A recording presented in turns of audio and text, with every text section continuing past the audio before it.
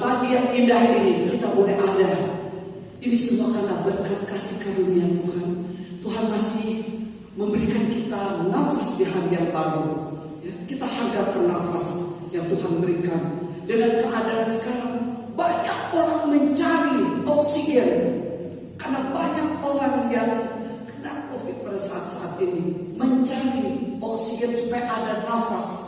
Tetapi kalau kita ada di minggu yang cerah ini, masih bernafas, kita bersyukur, berterima kasih kepada Tuhan buat pemberi nafas buat kita semua buat pagi hari ini. Amin saudara. Biar kita mempersiapkan, hargakan jam-jamnya ada. Meskipun saudara di rumah, firman Allah berkata, di mana 2, 3 bersekutu dalam nama Yesus, Dia ada di tengah-tengah saudara. Amin. Biarlah kita persiapkan hati kita memuji menyembah Allah yang memberikan kita berkat, nafas, sukacita, segala-galanya Dia berikan. Sepanjang minggu Tuhan sudah memberkati setiap hari. Tuhan sudah memberkati dan melindungi kita. Biar kita siapkan jam yang manis untuk beribadah kepada Tuhan. Amin saudara. Puji Tuhan. Sama-sama kita mau berdiri, kita sama-sama mau menyanyikan satu lagu yang berkata, kami berkumpul Tuhan. Pada saat-saat ini kita berdoa buat bangsa kita Indonesia. Dengan keadaan sekarang kita masih belum bisa bebas, tapi kita mau berdoa, sehati berdoa buat bangsa kita Indonesia.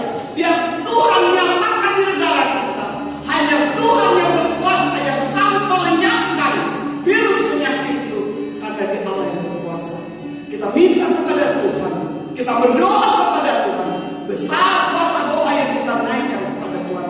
Dia sanggup mendengar, Dia sanggup menolong dan melenyapkan virus di negara kita Indonesia. Amin. Puji Tuhan. Haleluya. Haleluya.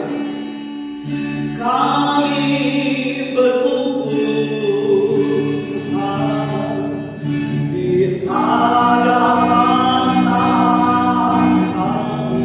Amin. Sujud menyembah indahnya hadirat-Mu.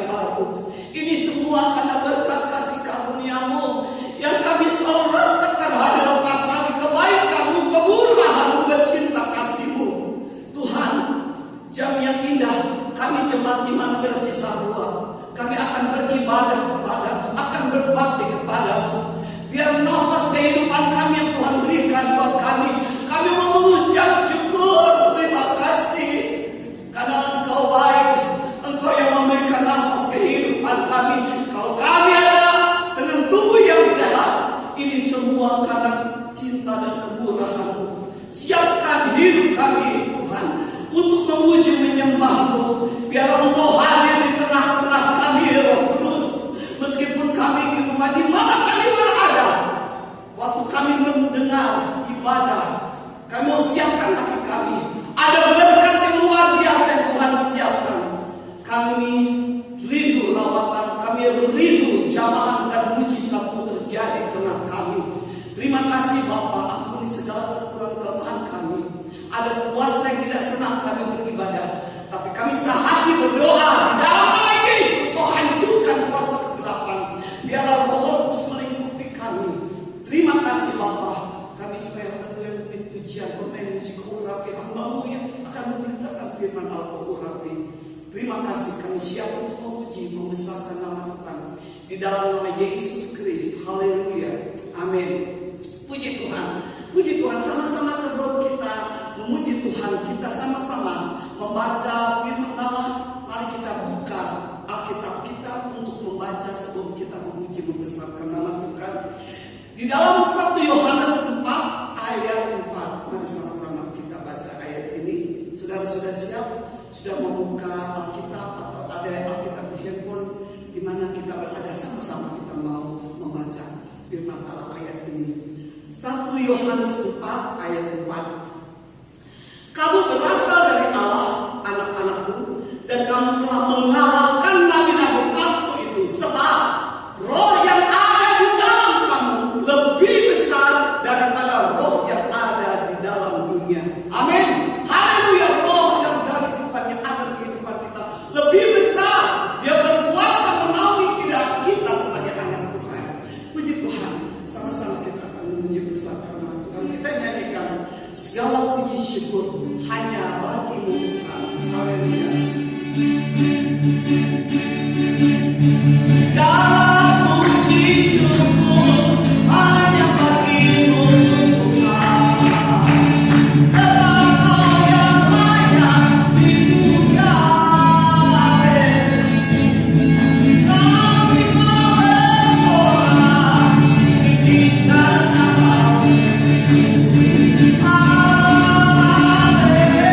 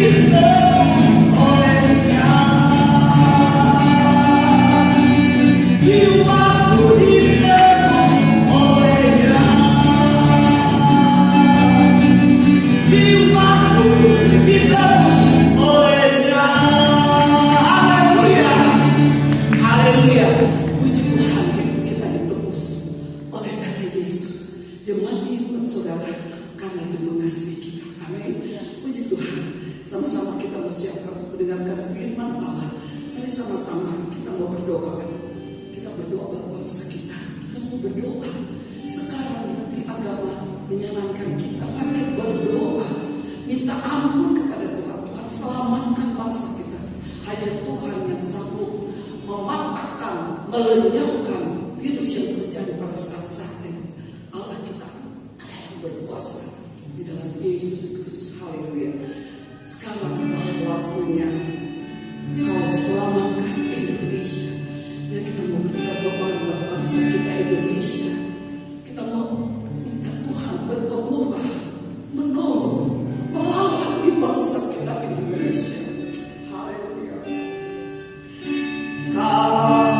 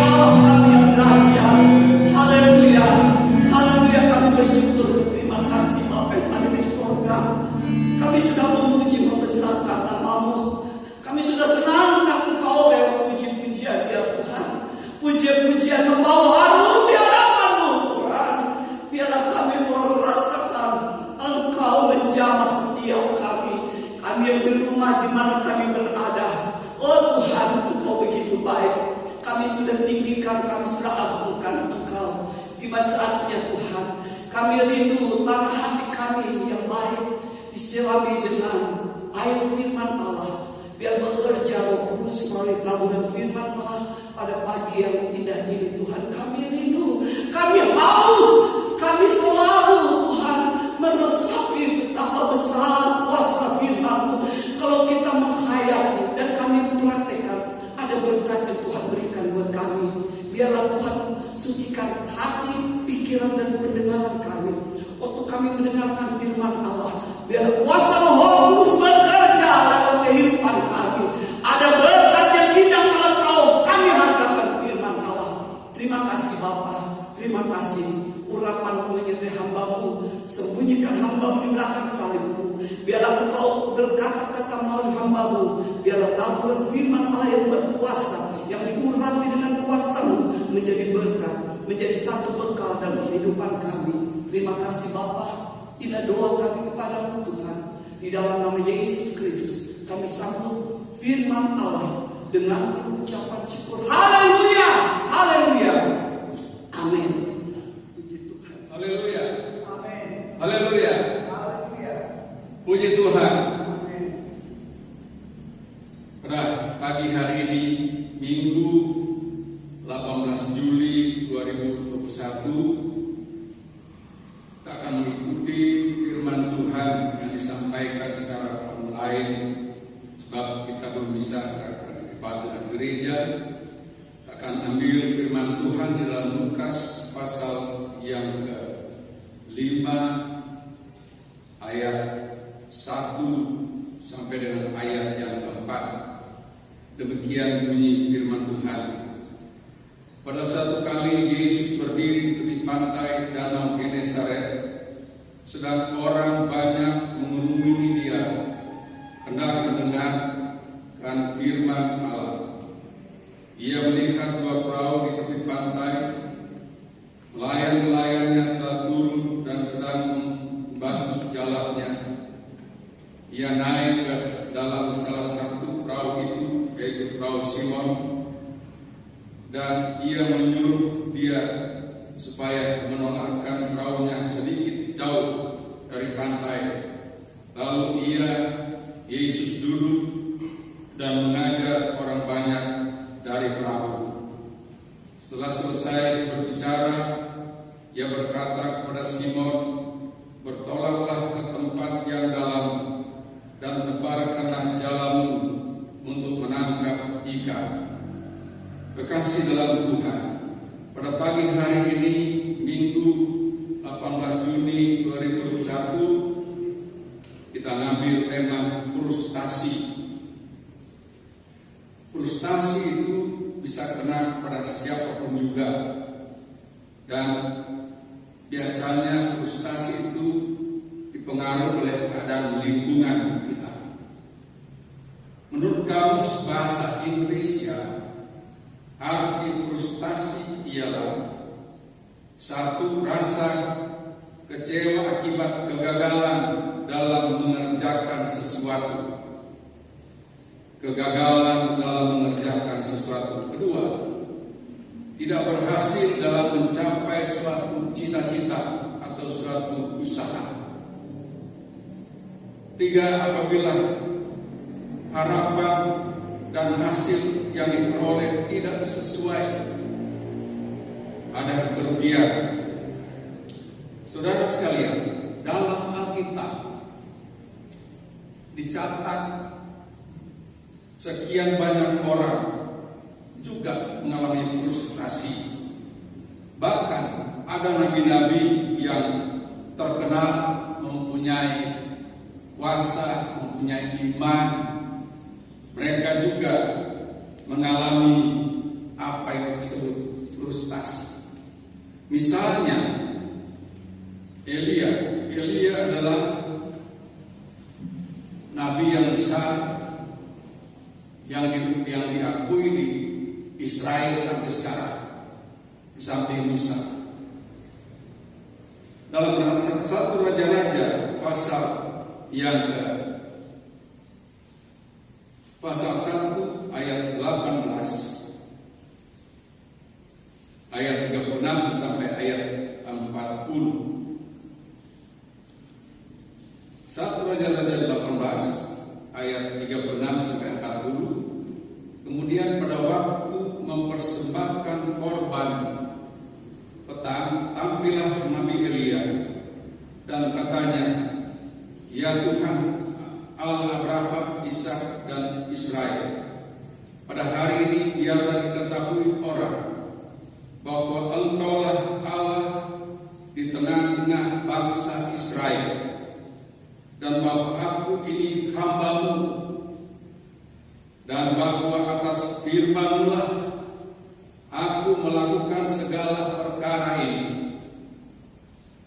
Ayat 31, "Jawablah aku ya Tuhan, jawablah aku supaya bangsa ini mengetahui bahwa Engkaulah Allah, ya Allah, dan Engkau yang membuat hati segala bangsa Israel bertobat kembali."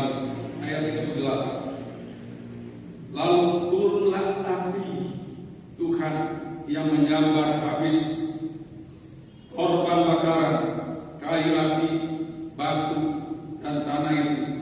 Bahkan air dalam parit itu habis dijilat.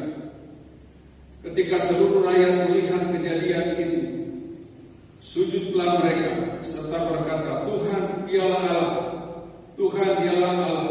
Ayat 40, kata Elia kepada mereka, pada bangsa Israel, "Tangkaplah nabi-nabi Baal itu. Seorang pun dari mereka tidak boleh luput." Setelah ditangkap, Elia membawa mereka itu ke sungai Kishon dan menyembelih mereka di sana.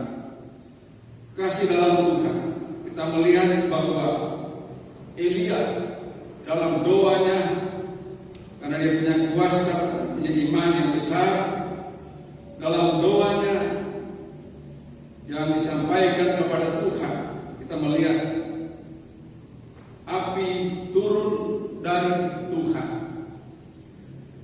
membakar korban-korban yang disampaikan oleh Elia. Saudara sekalian,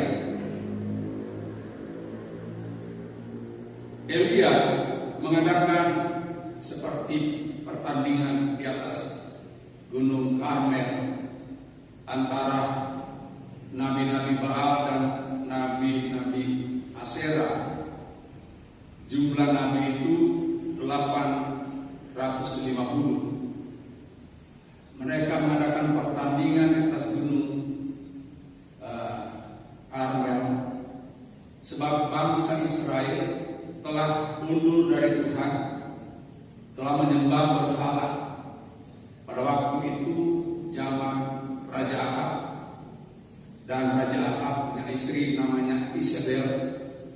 Dia yang memelihara nabi-nabi palsu ini, baik nabi Baal 450 orang dan nabi Asyera 40 orang, 400 orang. Jadi jumlah semua yang dikasih makan dari istana itu ada 850 orang nabi-nabi yang menyembah akan Baal dan Asyera itu. Dalam 1 Raja-Raja 18 ayat 36-40, kita melihat Elia berdoa mohon pada Tuhan, membuktikan bahwa Tuhan yang dia sembah adalah Tuhan yang berkuasa, yang menurunkan api untuk membakar semua persembahan yang telah dilakukan itu. Sebelum Elia melakukan tugasnya dalam pertandingan itu, membuktikan siapa Tuhan yang berkuasa, pertama-tama 850 orang ini mengadakan persembahan. Sudah sampai petang, mereka berdoa tidak turun lagi. Elia katakan, lebih keras kamu berdoa, barangkali dewa-dewa kamu sedang tidur. Nah, ini 850 orang ini, nabi-nabi Baal dan nabi Asyera. Mereka berdoa makin kencang, dan memukul badan mereka sambil berdarah, tapi api tidak turun, saudara.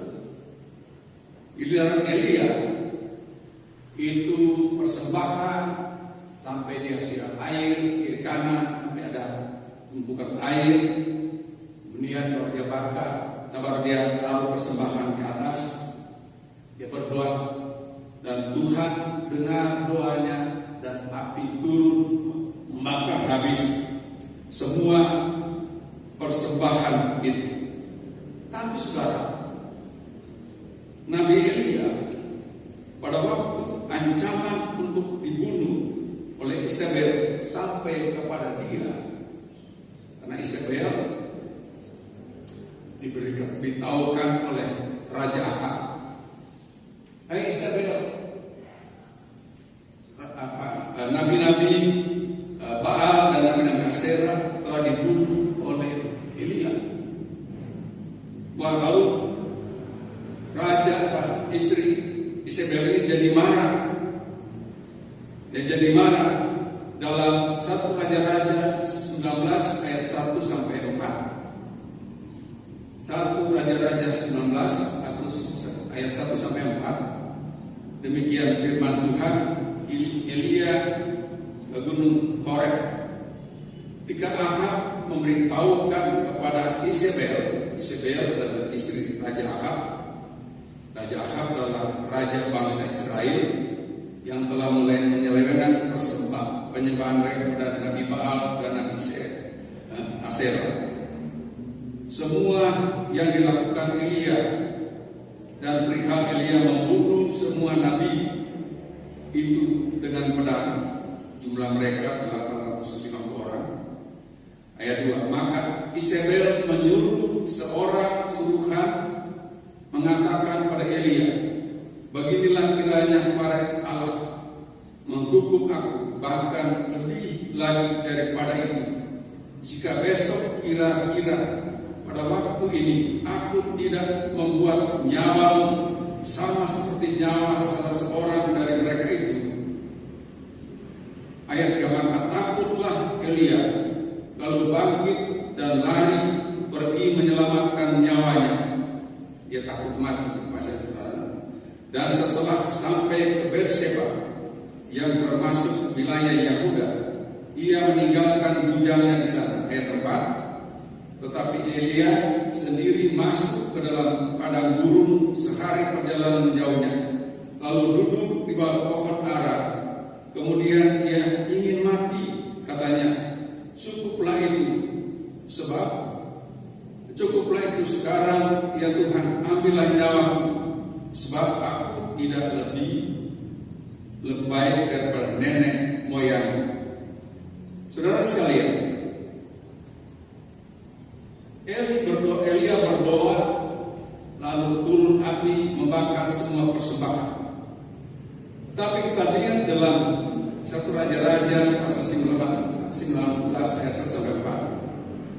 Pada waktu Elia mendengar ancaman dari istri Raja Ahab, Isabel, kita lihat bahwa Elia kehilangan iman,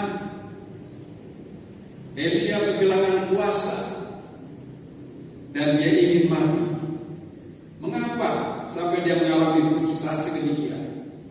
Sebab dia melihat persoalan itu, bahwa diancam mati. Dia lupa bahwa Allah yang baru kemarin saja turunkan api membakar persembahan yang dia siapkan.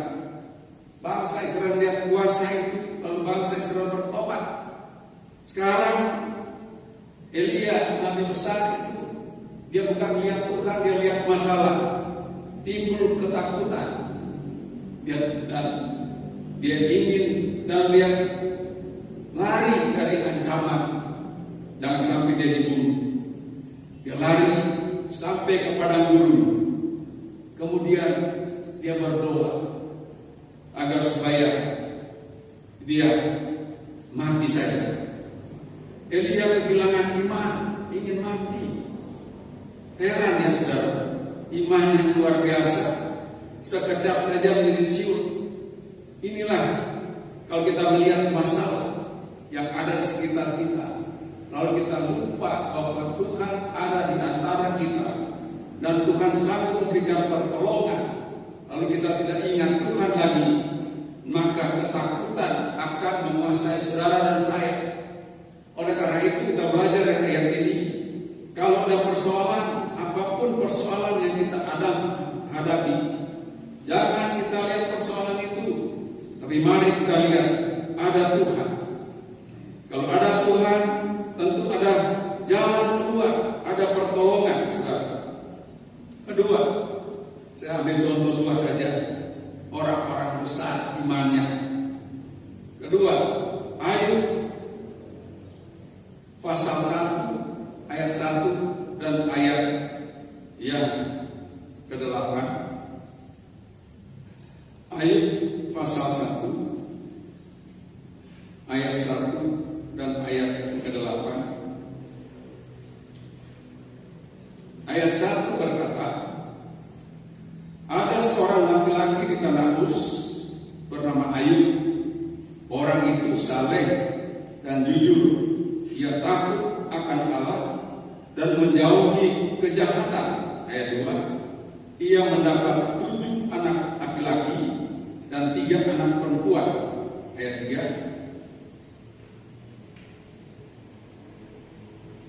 Ayat 8. Lalu bertanyalah Tuhan pada iblis, apakah engkau memperhatikan hamba Ayub? Sebab tiada seorang pun di bumi seperti dia, yang demikian saleh dan jujur dan yang takut akan Allah dan menjauhi kejahatan. Dari Ayub pasal 1 ayat 1 berkata bahwa Ayub punya iman luar biasa, saleh, jujur, benar dan takut akan Tuhan. Dan ayat 8, Allah sendiri berkata pada iblis bahwa Ayub itu imannya hebat. Ayub itu imannya hebat, kata Tuhan kepada iblis. Tetapi saudara, yang terjadi dalam Ayub pasal 1 ayat 13 sampai 19, Ayub kehilangan dia mengalami tekanan yang berat, mengalami frustasi yang berat. Sebab Ayub dalam kehidupannya dia kehilangan harta kekayaan, dia kehilangan anak laki-laki dan perempuan, dia kehilangan kesehatan, datang penyakit bisu, yang dikatakan Alkitab penyakit bara. Itu penyakit bisu yang matanya menghadap ke dalam. Jadi dia tidak bisa duduk lagi di sofa, di kursi yang bagus-bagus sebagai orang kaya, tapi dia harus duduk di abu dan ambil beli, menggaruk-garuk karena itu sakit dan gatal. Nah itu dia kehilangan kesehatan, dia kehilangan hubungan yang baik dengan istrinya.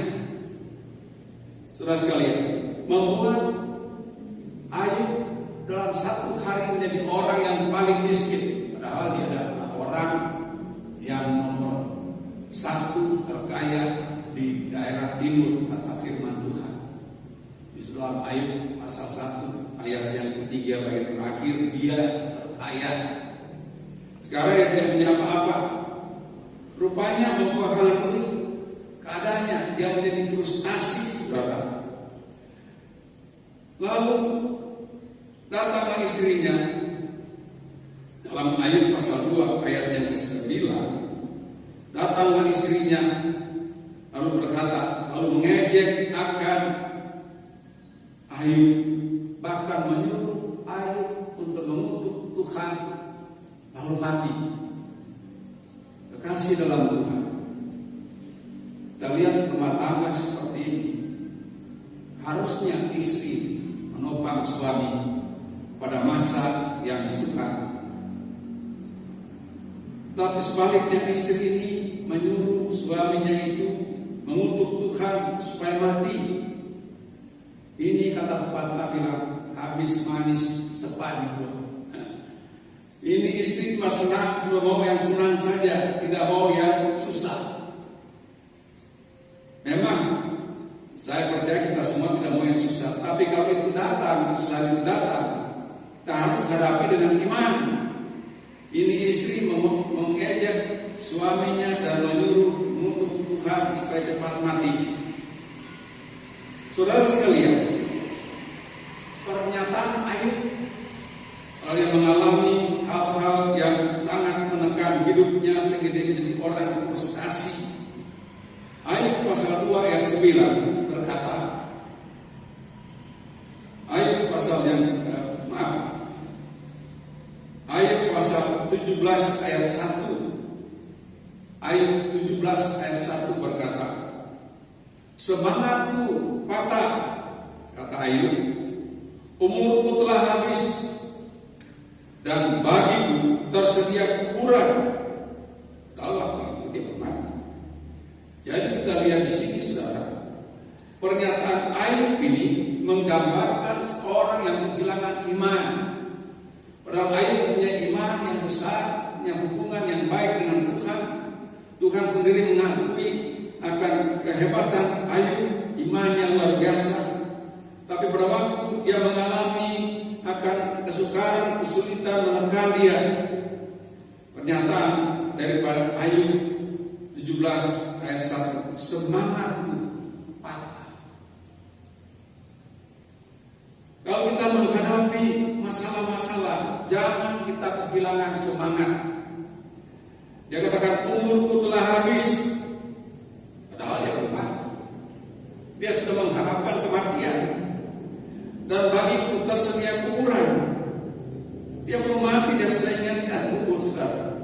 Karena sudah frustasi, tadi punya segala-galanya, sekarang dia kehilangan kekayaan, kehilangan anak-anak, kehilangan kesehatan, kehilangan hubungan baik dan istri, bahkan istri mengejek dia, menghina dia, sehingga dia Ayub kehilangan iman dan ingin lebih baik mati. Saudara sekalian, kita lihat bahwa orang-orang beriman ini begitu goyah pada waktu menghadapi ancaman, pada waktu menghadapi tekanan. Tetapi saudara, kita tentu ingat bahwa ada Tuhan. Kita sekarang ini sedang menghadapi penyakit sampah yang menggoncang dunia. COVID-19 muncul tahun 19 akhir, merajalela di tahun 2021, dan mempengaruhi akan dunia ini dan Indonesia. Sekarang di akhir di pertengahan tahun 2001 dia berkecamuk lagi lebih hebat, dan beberapa negara termasuk Indonesia akhir-akhir ini, sehingga pemerintah mengeluarkan yang kita kenal dengan PPKM untuk mengatasi atau mencoba mengatasi akan berkecamuknya penyakit COVID-19 ini yang telah membawa banyak korban baik di luar negeri maupun di Indonesia, terutama di Jawa dan Bali. Maka pemerintah mengeluarkan PPKM atau berlakukan pembatasan kegiatan masyarakat. Jadi semua terbatas kegiatan orang Indonesia, khususnya di Jawa dan Bali, yang mempengaruhi pabrik-pabrik, toko-toko, mal, dan tempat-tempat keramaian harus dikurangi. Ada yang kurangi 50%, dirumahkan pegawai-pegawai pabrik atau di mal, dan mengakibatkan banyak orang tidak dapat pekerjaan. Dan tentunya situasi ini mempengaruhi ekonomi dari keluarga. Kalau tidak ada pekerjaan, tidak ada uang, dan tidak ada makanan. Sebab tidak ada uang membeli makanan. Banyak orang menjadi frustasi, dan tempat-tempat ibadah pun dianjurkan untuk bukan ditutup, tapi tidak mengadakan aktivitas tempat-tempat ibadah, termasuk kita di gereja. Sehingga kita harus mengadakan ibadah secara online. Tetapi saudara, saya katakan bahwa Yesus tahu keberadaan murid-muridnya. Di Lukas pasal 5 ayat 1 sampai 9. Dia juga tahu tentunya keadaan kita anak-anak Tuhan pada saat-saat ini sedang dilanda oleh COVID-19 yang berdampak dalam keadaan kesehatan dan rumah tangga kita. Banyak yang sakit, banyak yang meninggal. Ada rumah tangga yang tidak ada cukup makanan sehingga pemerintah harus mensuplai yang terkenal dengan sembako dibagi-bagikan. Puji Tuhan, pemerintah masih memperhatikan rakyatnya. Tapi kita harus belajar dari dua nabi tadi. Mereka melihat persoalan, mereka lupa ada Tuhan. Tuhan itu sanggup memberi pertolongan dalam situasi apapun juga. Amin, saudara. Pertanyaan, mengapa Tuhan dapat menolong saudara dan saya, kita semua? Sebab dalam Lukas 1 ayat 37 dikatakan, sebab bagi Tuhan tidak ada yang mustahil. Sekali lagi, bagi Tuhan tidak ada yang mustahil. Artinya tidak ada yang dapat membatasi kuasa Tuhan untuk dapat menolong seseorang. Siapa dia, saudara saya? Asal kita melihat pada Tuhan, jangan lihat persoalan itu.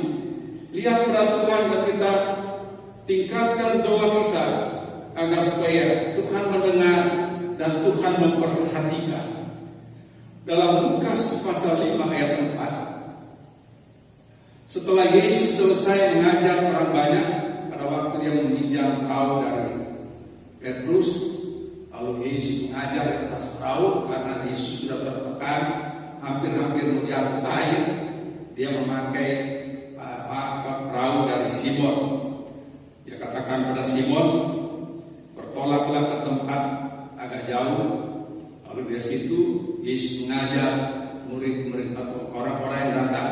Sebab melihat Alkitab kita melihat di mana ada Yesus, ada banyak orang yang datang melihat Yesus dan mereka ingin mendengar firman-Nya, kata Alkitab, dan mereka ingin melihat mujizat Tuhan. Karena kalau ada Yesus, yang sakit disembuhkan, yang susah dihiburkan, yang lemah dikuatkan. Dari dulu sampai sekarang kuasa Tuhan tidak berubah. Amin, saudara. Jadi ada banyak orang datang untuk melihat mendengar Yesus. Ya, Yesus meminjam perahu dari Simon Petrus. Setelah dia selesai mengajar orang banyak, dalam Lukas pasal 5 ayat 4, setelah Yesus selesai mengajar orang banyak, Yesus berkata kepada Simon, Simon, bertolaklah ke tempat yang dalam dan tebarkanlah jalamu untuk menangkap ikan.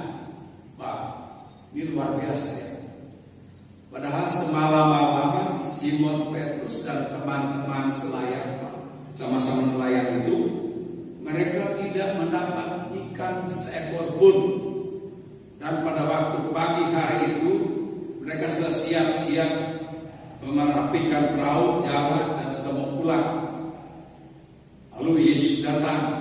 Akhirnya Yesus pakai perahu dari Simon. Lalu Yesus berkata kepada Simon, bertolaklah ke tempat yang dalam, tebarkan jalanmu untuk menangkap ikan. Ini bertolak belakang dengan kenyataan yang Simon Petrus dan teman-teman alami pada waktu malam yang telah lewat. Mereka tidak dapat apa-apa, padahal mereka adalah orang-orang ahli nelayan, sebab mereka turunan keluarga nelayan. Dari kecil mereka dari sekitar danau Tiberias menangkap biasa menangkap ikan. Kalau orang biasa menangkap ikan, dia bisa tahu cuma lihat air sudah tahu ada ikan. Saya punya rumah di Manado sana, belakangnya ada sungai. Saya dari kecil suka mancing, dan saya berdasarkan pengalaman bisa melihat air. Oh, ini ada ikan, oh itu nggak ada ikan. Dan bagaimana caranya memancing, kita juga dari kecil sudah tahu. Saya pernah ke Belanda sama istri kasih. Lalu di Belanda itu kita diajak mancing. Orang-orang keluarga ada berapa yang mancing. Saya dikasih satu pancing. Karena dari kecil saya biasa mancing. Jadi air itu saya bisa lihat, saya mancing. Dan semua yang taruh pancing, cuma saya yang dapat ikan. Lalu mereka lihat ikan, lalu mereka foto ikan. Nah, memang kita kalau sudah mereka itu taruh saja taruh begitu. Nah, kalau air itu tidak mengalir, kita mesti angkat, ulur sedikit, angkat, ulur sedikit, begitu. Begitu juga kalau air mengalir, angkat sedikit biar dia. Jadi lalu kita perhatikan ujung daripada pancing itu. Kalau bagian ujungnya sudah mulai turun ke bawah, berarti tidak ikan. Nah, bagaimana menangkap dia supaya lepas? Nah, saya berhasil menangkap itu dan orang melihat. Demikian juga Simon Petrus orang pengalaman. Akhirnya bisa lihat, oh ini ada ikan. Tapi buktinya dia malam-malam mereka teman-temannya tidak mendapat ikan, tapi mendengar suara Yesus berkata, Simon, bertolaklah ke tempat yang dalam dan tebarkan jalamu untuk menangkap ikan. Dia berpikir, saudara, tadi malam tidak dapat satu ekor pun. Nah, kita dengar yang berkata. Jadi dari ayat ini ada dua pengertian yang disampaikan kepada Simon. Pertama, Yesus tidak lupa memberkati apa saja yang kita berikan, apa saja yang kita korbankan untuk Tuhan. Dalam hal ini Simon memberikan perahunya dipakai oleh Tuhan. Selesai pakai, Tuhan tidak lupa memberkati Simon. Kedua, Yesus berbicara tentang keberhasilan untuk menghibur Simon Petrus. Sebab dia dalam keadaan frustasi, pulang ke rumah tidak ada ikan untuk dijual untuk beli makanan, takut istri marah, keluarga marah. Sementara dia begitu, Yesus datang dan meminjam perahunya, dan sekarang dia diperintahkan ke Tuhan untuk menaburkan jalannya untuk menangkap ikan. Lalu kita lihat di Lukas pasal 5 ayat 5. Kita lihat dari ayat ini, dengan perasaan frustasi saudara, Simon Petrus menjawab Yesus, katanya, Guru, telah sepanjang malam kami bekerja keras dan kami tidak menangkap apa-apa.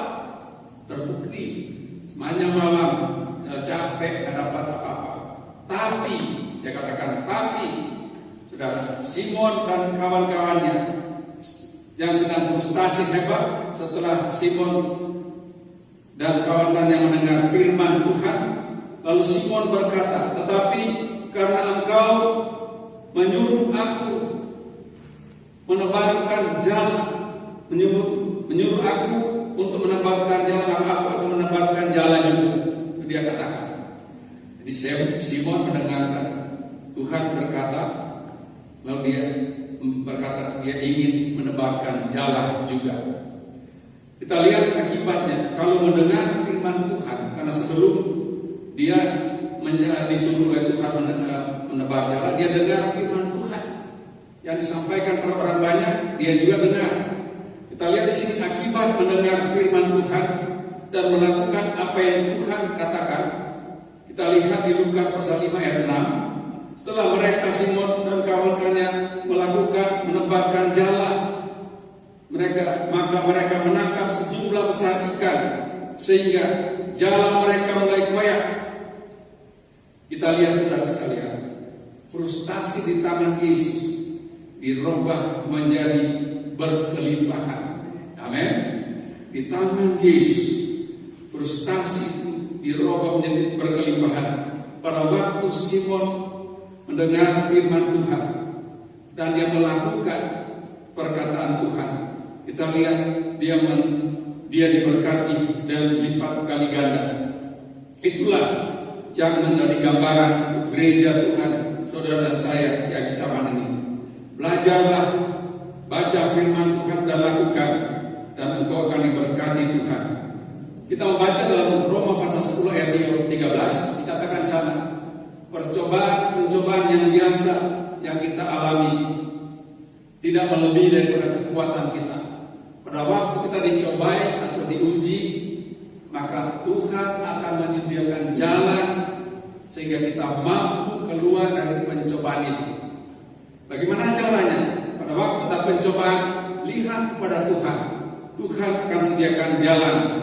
Tuhan sediakan jalan untuk kita keluar dari masalah, keluar dari frustasi. Kenapa apa dikatakan oleh firman Tuhan? Filipi 4 ayat 19. Allahku akan memenuhi segala keperluan menurut kekayaan dan kemuliaannya dalam Kristus Yesus. Haleluya. Allah itu luar biasa, dapat memberikan kepada saudara saya pada masa-masa sulit berkelebihan.